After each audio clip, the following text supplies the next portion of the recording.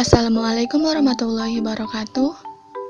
Halo semuanya, apa kabar? Selamat datang di podcast pengetahuan. Saya Selvi Selviana dari Universitas Pamulang, Prodi Pendidikan Ekonomi, kelas 01 Pendidikan Ekonomi 002. Di sini, kita akan berbagi ilmu pengetahuan sesuai dengan nama podcast kita, yang akan membahas lebih mendalam apa itu ilmu ekonomi makro. Pada pembahasan ini, saya tidak sendirian, namun saya akan ditemani oleh kedua teman saya. Halo, apa kabar?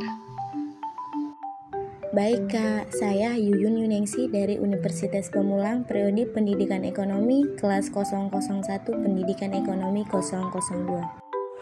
Halo, kabar baik Selvi. Sebelumnya perkenalkan saya Gilang Dwi Cahyo dari Universitas Pamulang, Pendidikan Ekonomi. Nah, di sini saya akan menemani Selvi untuk podcast kali ini. Terima kasih buat Kak Gilang dan Kak Yuyun yang sudah meluangkan waktunya untuk menemani pembahasan podcast kali ini. Sebelum kita membahas lebih mendalam apa itu ilmu ekonomi makro, Kak Gilang dan Kak Yuyun tahu nggak sih apa itu ilmu ekonomi makro? Menurut saya, ilmu ekonomi makro itu ilmu yang mempelajari perekonomian secara keseluruhan. Ya, saya setuju sekali sama yang dikatakan oleh Kak Yuyun. Memang ilmu ekonomi makro itu adalah ilmu yang mempelajari mekanisme suatu perekonomian negara secara agregat atau keseluruhan. Terima kasih untuk tanggapan yang sudah diberikan oleh Kak Gilang dan Kak Yuyun. Semoga teman-teman semua bisa memahami apa itu ilmu ekonomi makro. Oh iya, pada pembahasan kita kali ini, kita saling sharing-sharing aja ya Kak. Jika Kak Gilang dan Kak Yuyun punya pertanyaan mengenai pembahasan kita kali ini, silahkan ditanyakan saja ya Kak, agar kita di sini bisa saling bertukar pendapat satu sama lain. Saya ada pertanyaan nih, setiap bidang ilmu pasti mempunyai ruang lingkupnya tersendiri. Nah, kalau dalam ilmu ekonomi makro apa aja sih ruang lingkupnya? Dalam ilmu ekonomi makro, ia mempunyai 3 ruang lingkup. Yang pertama, penentuan tingkat kegiatan perekonomian negara. Dalam aspek ini, suatu negara harus bisa memproduksi suatu barang atau jasa yang diminta oleh konsumen. Yang kedua, kebijakan pemerintah.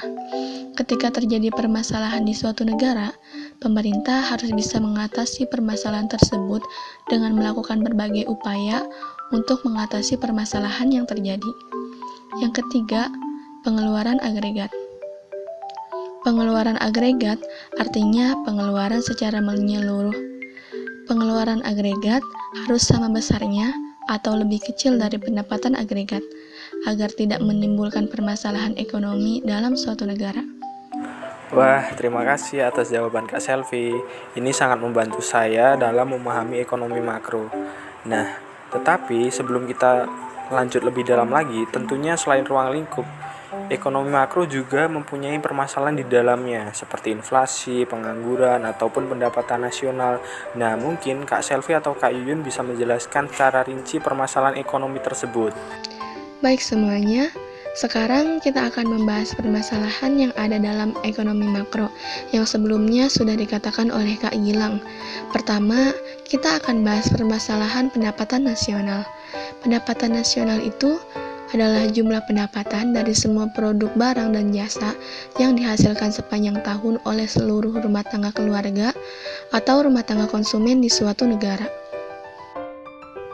Dan dalam pendapatan nasional suatu negara pasti mempunyai hambatan tersendiri atau hal apa yang dapat mempengaruhi pendapatan nasional negara tersebut. Kira-kira apa aja sih hal yang bisa mempengaruhi pendapatan nasional? Saya kasih tahu nih hal apa saja yang bisa mempengaruhi pendapatan nasional. Pertama, kualitas dan keberadaan faktor produksi seperti tenaga kerja, sumber-sumber daya alam, modal dan juga skill. Kedua, tingkat teknologi. Ketiga, tingkat investasi. Keempat, pengeluaran pemerintah. Dan yang terakhir yaitu peningkatan ekspor. Nah, benar sekali apa yang dikatakan Kak Yuyun, perihal apa aja yang mempengaruhi pendapatan nasional. Dan saya izin menambahkan bahwa pendapatan nasional harus dihitung secara berkala. Karena dengan begitu, negara tersebut dapat mengetahui perkembangan ekonomi dari tahun ke tahun. Apakah perkembangan ekonomi itu naik atau turun dari tahun sebelumnya. Setelah kita membahas permasalahan pendapatan nasional, sekarang kita akan membahas permasalahan inflasi. Inflasi adalah keadaan ekonomi suatu negara yang mengalami kenaikan harga barang dan jasa secara terus-menerus dalam jangka waktu yang panjang. Suatu negara bisa mengalami inflasi karena tingginya permintaan yang tidak sesuai dengan jumlah barang atau jasa yang dihasilkan, meningkatnya biaya produksi, dan juga jumlah uang yang beredar di masyarakat. Nah, benar sekali yang dikatakan Kak Yuyun dan Kak Selvi perihal inflasi. Saya juga ingin menambahkan beberapa cara untuk mengatasi inflasi. Yang pertama mungkin bisa kita lakukan menerapkan kebijakan fiskal atau menghemat pengeluaran pemerintah dan menaikkan tarif pajak. Selanjutnya mungkin bisa menerapkan kebijakan moneter, yaitu kebijakan penetapan persediaan kas, kebijakan diskonto, dan kebijakan operasi pasar terbuka. Dan kita bisa melakukan kebijakan lainnya, jadi meningkatkan produksi dan menambah jumlah barang di pasar.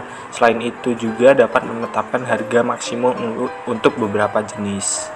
Nah, mungkin itu saja beberapa cara untuk mengatasi inflasi. Dan yang terakhir, kita akan membahas permasalahan pengangguran. Saya ada pertanyaan nih mengenai permasalahan pengangguran. Kenapa tingkat pengangguran di Indonesia masih tinggi? Dan bagaimana cara mengatasi atau mengurangi pengangguran tersebut? Menurut saya yang membuat tingkat pengangguran di Indonesia masih tinggi yaitu karena Indonesia mempunyai penduduk yang cukup banyak. Namun sumber daya manusia membutuhkan pengembangan. Tidak hanya itu, lapangan pekerjaan yang tidak sesuai dengan jumlah penduduknya juga membuat tingkat pengangguran semakin tinggi. Nah, karena Kak Yuyun sudah menjawab pertanyaan mengenai tingginya pengangguran di Indonesia, sekarang saya akan menjawab bagaimana solusi atau cara untuk mengatasi masalah pengangguran di Indonesia. Nah, bisa kita sebutkan beberapa saja, mungkin dengan cara membuka lapangan kerja, meningkatkan peredaran modal usaha, menempatkan mencari kerja di tempat yang tepat, melatih para pekerja untuk membuat usaha sendiri, atau dengan memberikan penyuluhan ke masyarakat. Nah, mungkin itu saja beberapa cara untuk mengatasi pengangguran di Indonesia. Beberapa permasalahan ekonomi makro sudah kita bahas nih. Tentunya pemerintah punya cara tersendiri untuk mengatasi permasalahan-permasalahan tersebut sesuai dengan kebijakan-kebijakan yang sudah dibuat, seperti kebijakan fiskal dan kebijakan moneter.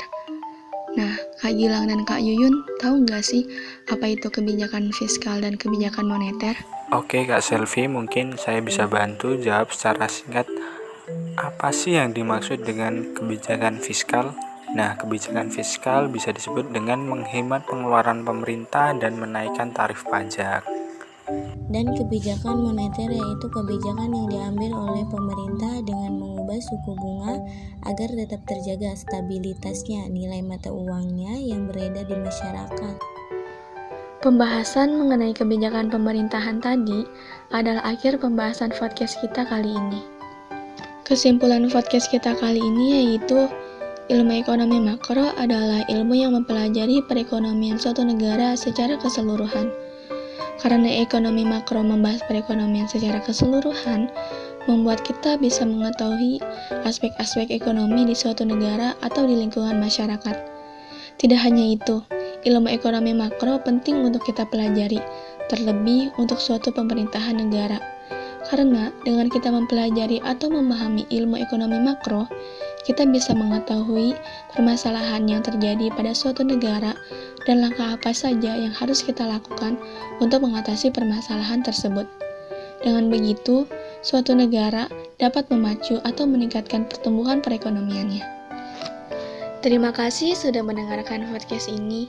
Semoga apa yang sudah kita sampaikan bisa menambah pengetahuan dan juga wawasan teman-teman semuanya.